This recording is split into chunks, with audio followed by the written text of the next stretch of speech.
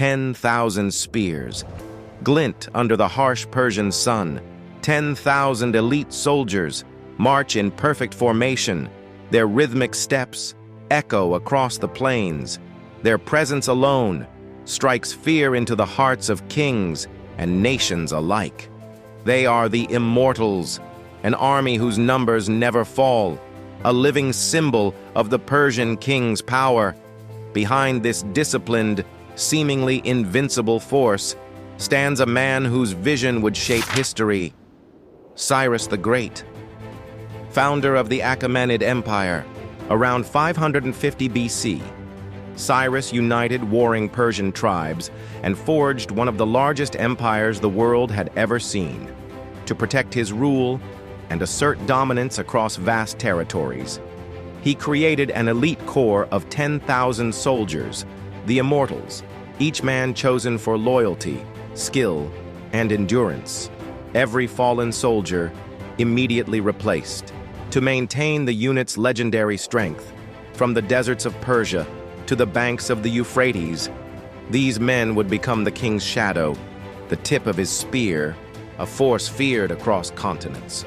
But how did Cyrus transform a mere army into legends? And what made these men truly immortal? The story begins here, with vision, discipline, and an empire in the making. Cyrus II established the Achaemenid Empire through conquest and careful diplomacy.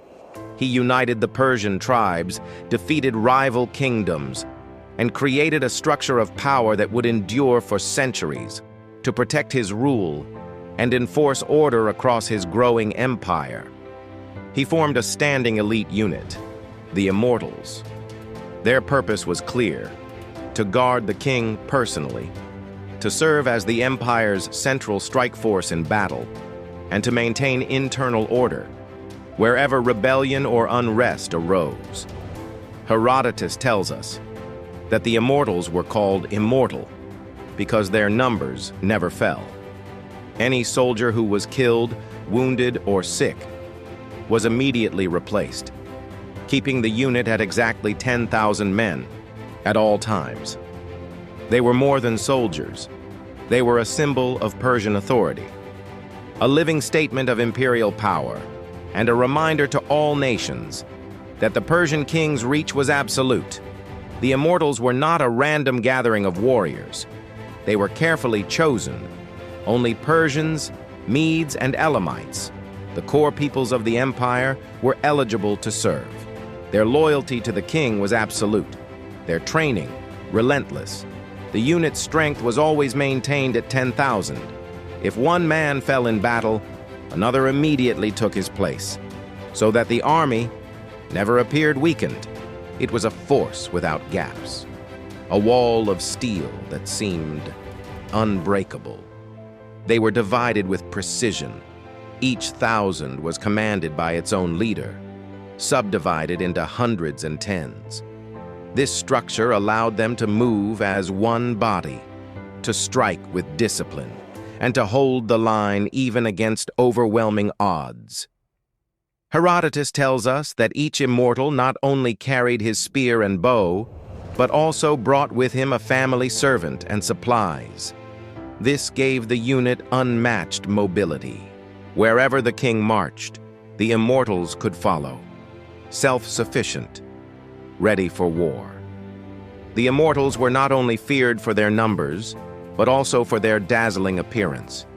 To the Greeks who first faced them, they seemed less like men and more like gods of war. Each carried a long spear with a counterweight of silver, except for the officers, whose spears bore gold. At their side hung a short sword, sharp and deadly in close combat. They wore scale armor made of bronze or iron, beneath richly colored tunics. Over their shoulders, cloaks woven of the finest materials, a sign of both status and Persian wealth. Their most distinctive feature was their wicker shield, lighter than Greek bronze hoplite shields, allowing greater speed and maneuverability.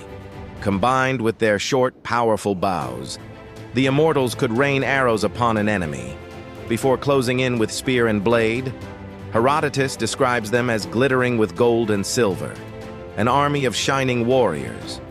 It was this image, 10,000 strong, marching in unison, that struck fear into the hearts of all who opposed Persia. When the Persian Empire marched westward into Greece, the Immortals were always at the heart of the invasion. Under King Darius, they stood at Marathon in 490 BC. But there, their reputation met its first great test. The Athenian hoplites, heavily armored and disciplined, charged with a ferocity the Persians did not expect. Though the Immortals fought bravely, the Persians were forced to retreat, a rare humiliation for the great army of the King of Kings. But the story did not end at Marathon.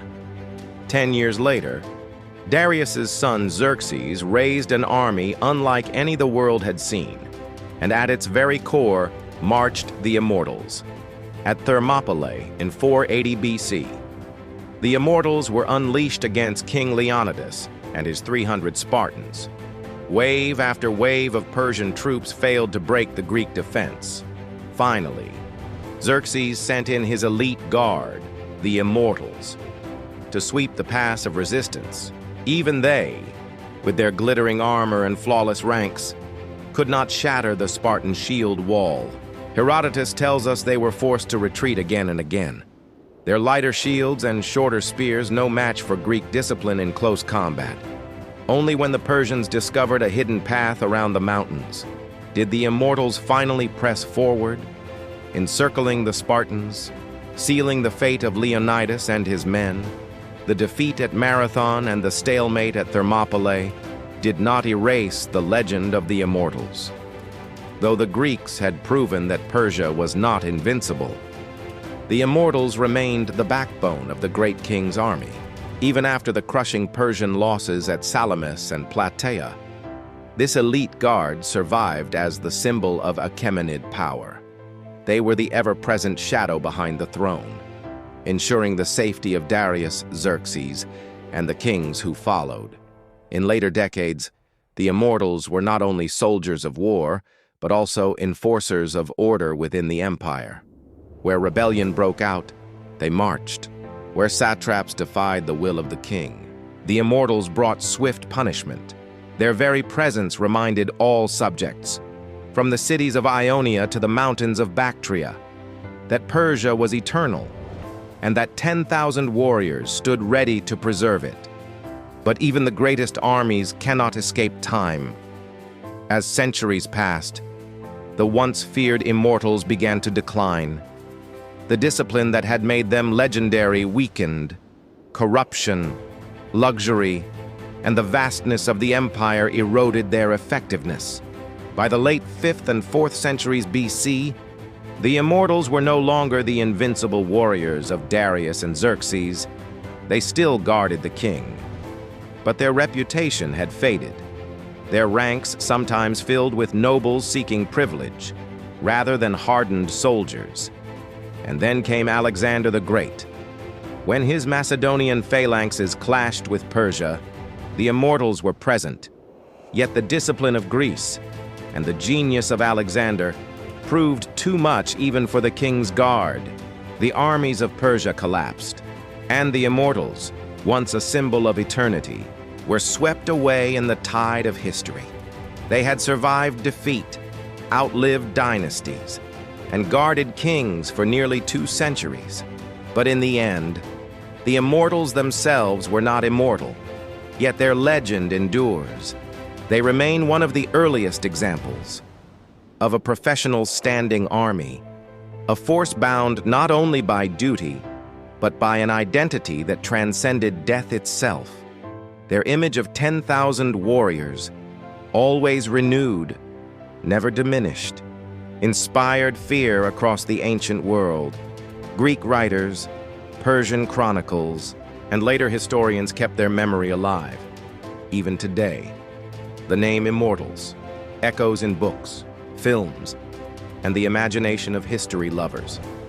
In truth, they were men, disciplined, skilled, loyal to their king. But in the eyes of their enemies, They seemed like something greater, an endless tide of spears and shields.